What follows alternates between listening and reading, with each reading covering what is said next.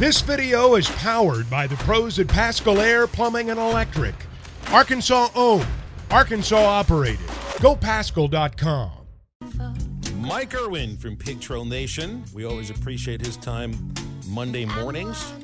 Mike, it's our last day of the month before football season begins. We get practice on Friday. We got Coach Pittman, Coach Souders talking Wednesday. So I know you must be waiting with bated breath, because that gives us some more sound bites to play and some points of conversation to point out as well. Yeah, the sound bites help. Actually being out there and being able to watch just a little bit of it helps. You know, you still don't know for sure. I mean, you always wonder what happens when you leave, as opposed to what happens when you're out there. Last year, I remember fairly early on, we got a 7-on-7 session, wide receivers against secondary, and you could see even then the secondary had some issues. Of course, they had really good wide receivers last year, but yeah, you see a few things like that, and you're able to talk about it. You're just desperate.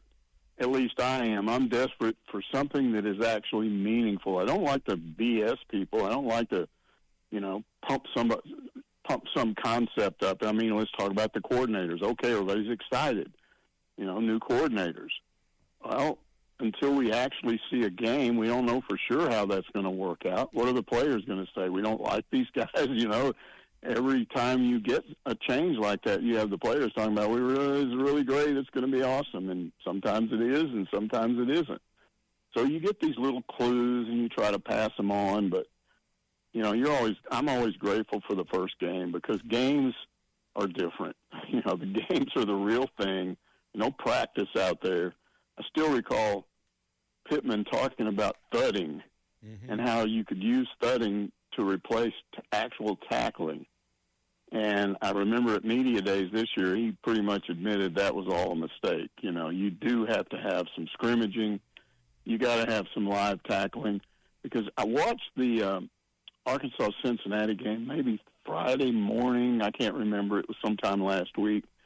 And it was interesting to watch a game and remember things you'd forgotten. I had forgotten how poorly the Arkansas tackled at times. And, man, there was some wide open. They tried to pressure, and most of the time the pressure didn't work. And when that happens, usually somebody's wide open, which they were. And honestly, when you go back and look at how that game played out, Cincinnati beat itself. They had all these crazy penalties that just killed them. Yeah, but you got to give Arkansas credit. I mean, the biggest play of the game was a early fourth quarter, a fumble, a hard hit and a fumble, which Arkansas recovered, which that turned the game around. So, it wasn't that they were terrible, but you could see some early issues in that game. And I don't know if we'll see that in the first two games this year, because it's not an opponent like Cincinnati. But, I mean, they got that LSU game coming up, followed by A&M, and that's, I'm not sure you want to see those two games. I hope they're ready, because we're going to find out in a hurry where they stack up in the SEC. Well, Mike, you just pointed something out that I think if you go to practice and you read about practice, you want to read about position battles and who looks good at this position, and is KJ on with his throws, and what receivers are standing out, look like they have good hands and all of that. But from a bigger perspective, the 30,000 feet perspective, I think what you will be looking at, what I would be watching, I think what most media be watching, and you alluded to it with, Sam Pittman referring to, he thought he was wrong about we can thud and we'd be okay physical. It's the nature of practice, how physical it is. And something tells me you'll be able to tell immediately that there's a difference in the physicality of practice, just based on what Sam Pittman has said.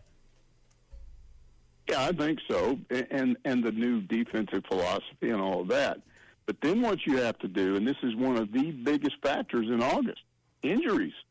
I mean, you can have have a key player taken out in early August and gone for the year, and you're just like, oh no, that's just what football is more than any other sport. We saw it happen in baseball, so it can happen in any sport. But hopefully this academic year, and this starts the academic year, hopefully it won't be like last year when it seemed like in every major sport there were these injuries that decided so much. And I'm kind of keeping my fingers crossed now. Hey, we've had enough of that stuff. Mike, you bring up that Cincinnati game, and you're right. There was a lot of overthrows by their quarterback. But I look back at the season, getting beat by Liberty, probably one of the worst losses. Is that the worst loss in Coach Pittman's career here at Arkansas? And then you look at SMS. They kind of had us on the ropes for a little bit, and we had to come back and win that game. This team realistically has to kind of be changed if we think that they're going to win 9 games this year. Well, it is interesting because everybody's excited about these 2 new coordinators, and the fans really believe that was necessary to get better. Now, Pittman at media days, what does he say? I didn't want to lose my coordinators, which I knew he felt that way. I kept trying to tell people he didn't run these 2 guys off. He didn't want them to leave. So now you're thinking, what's the matter with you? But then the way he explains that is sometimes, and this is true in sports, sometimes the thing that you don't want to happen happens, and it turns out to be the best thing that could happen. And we don't know yet that that's the case, but I think if this team has any chance to compete this year, that has to change. And the coordinators have to do some things that weren't being done last year. So, yeah, I'm looking early on to see what these guys can do, offensively. How much does KJ change as a quarterback? Does he stick in the pocket a little more often? Does he move around and move into the pocket, which he a lot of times doesn't do very well? And how about his touch passes on the short routes? He's always been a better deep ball passer than the short. How about having to throw the ball on 3rd and 9 and being able to complete it?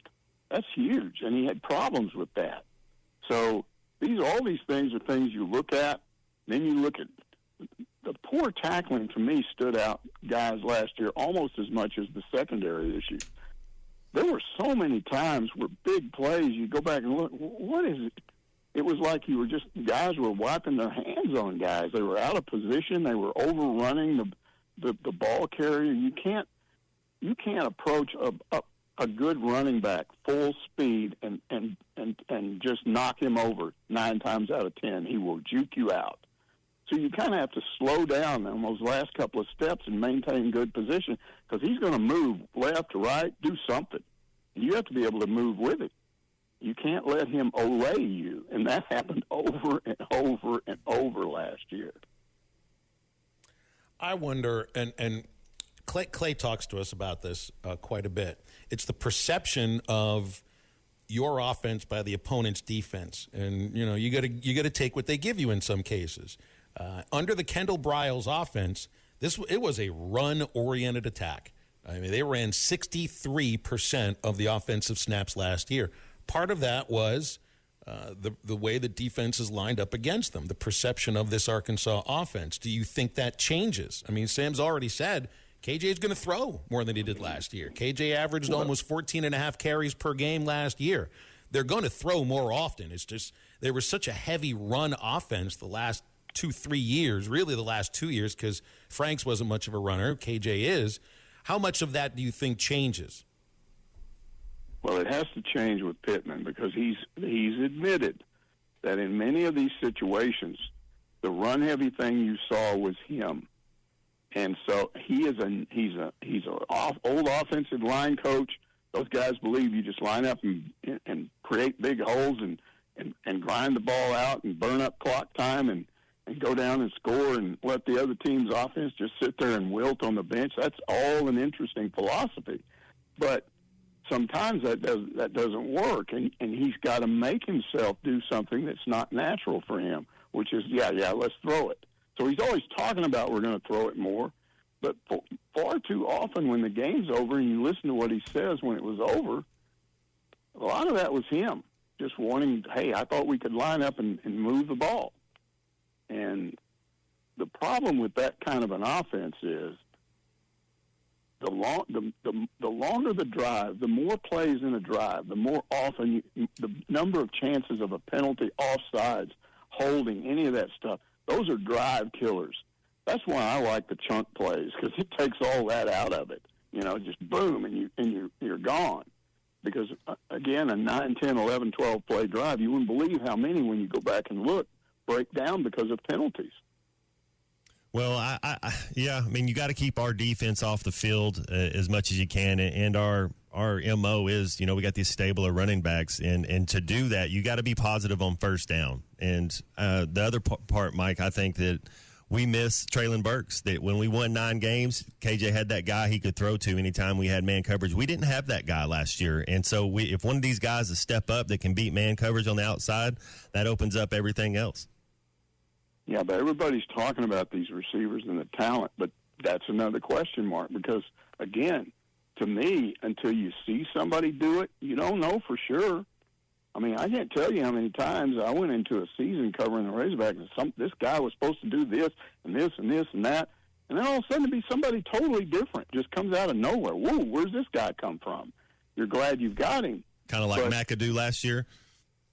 Exactly. Yeah. You're like, whoa, okay, this is a nice surprise. You have to fight these preconceived notions because it's never the same. Some players get better. Some players regress. Some players come out of nowhere and surprise you.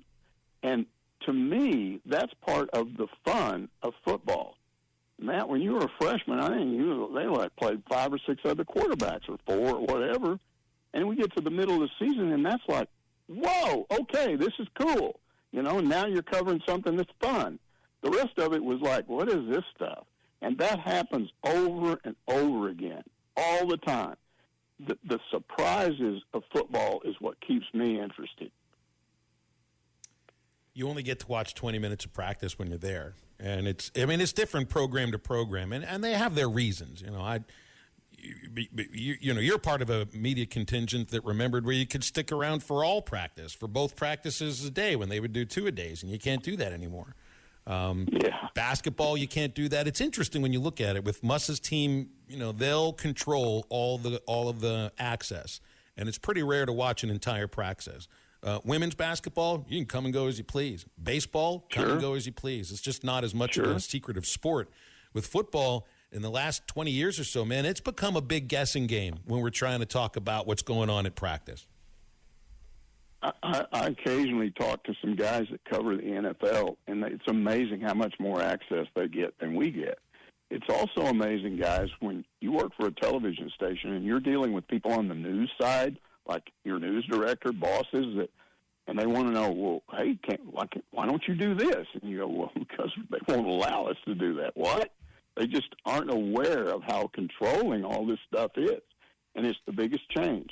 And it didn't happen overnight. Now, it's been going on. The thing has been slowly changing over the last 30 years, and it's just getting more and more where they shut it down. And I don't know why. I don't know if we'll ever reach a point where coaches around the country will. Frank used to tell me the worst thing was no publicity. He'd rather have bad publicity than no publicity. So he opened everything up. Well, that's just not the philosophy anymore, not hardly anywhere. BetOnline is your #1 source for all your betting needs. Get the latest odds, lines, and matchup reports for baseball, boxing, golf, and more. BetOnline continues to be the fastest and easiest way to place your wagers, including live betting and your favorite casino and card games available to play right from your phone. Head to the website or use your mobile device to sign up today and get in on the action. Remember to use our promo code BELIEVE, that's BLEAV, for your 50% welcome bonus on your first deposit. Bet online, where the game starts.